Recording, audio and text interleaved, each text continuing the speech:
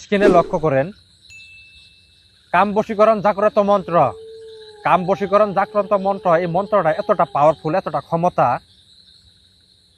বিবাহিত হোক অবিবাহিত হোক, মানে যে প্রান্তে থাকুক, যত দূরে থাকুক, যে মন্ত্রটা দিতেছি, মন্ত্র দ্বারাই আপনি কিভাবে কাজ করবেন, এতটা পাওয়ার তার, সেটা আপনি করলে বুঝতে পারবেন। শরীরটা পাকর অবস্থায় শনিবার অথবা মঙ্গলবারের দিন এই মন্ত্রটা জাফরান আর মেসোয়া কালির দ্বারাই সুন্দরভাবে একটা সাদা কাগজের মধ্যে সুন্দরভাবে অঙ্কন করবেন। করার পরে এই মন্ত্রটা যখন লিখবেন, লেখার পরে তিনটা কাঁঠালের পাতা ছিঁড়বেন। এই কাঁঠালের বোড়া থেকে রস বাড়াবো, 3 পাতা থেকে 3 পোড়া রস দিবেন এই মন্ত্রের মধ্যে দিয়ে।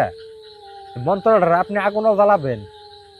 2 ঘন্টার ভিতরে ওই কাঙ্ক্ষিত ব্যক্তি আপনার বিছানায় আসতে বাধ্য। যে প্রান্তে থাকুক, যত দূরে থাকুক, যেখানেই যাক, 2 ঘন্টা সময়ের মধ্যে যদি ওই কাঙ্ক্ষিত নারী আপনার বিছানায় না আসে, আমি তান্ত্রিক চান সদাগর খোদার কসম করে বললাম, আপনারা দেওয়ার জন্য শরীরে জ্বালা উঠে যাবে।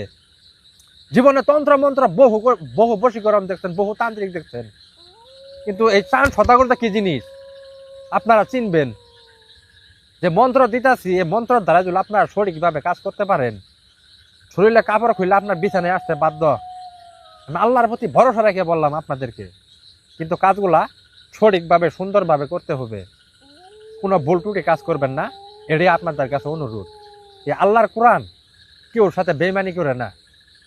এই আল্লাহর কোরআন যে সত্য, এটা আপনাদের মানতে হবে, কিন্তু কাজগুলা সঠিকভাবে করতে হবে। শরীরটা পাকর অবস্থায় কাজটা করবেন, কোনো ভুল টুটি কাজ করবেন না।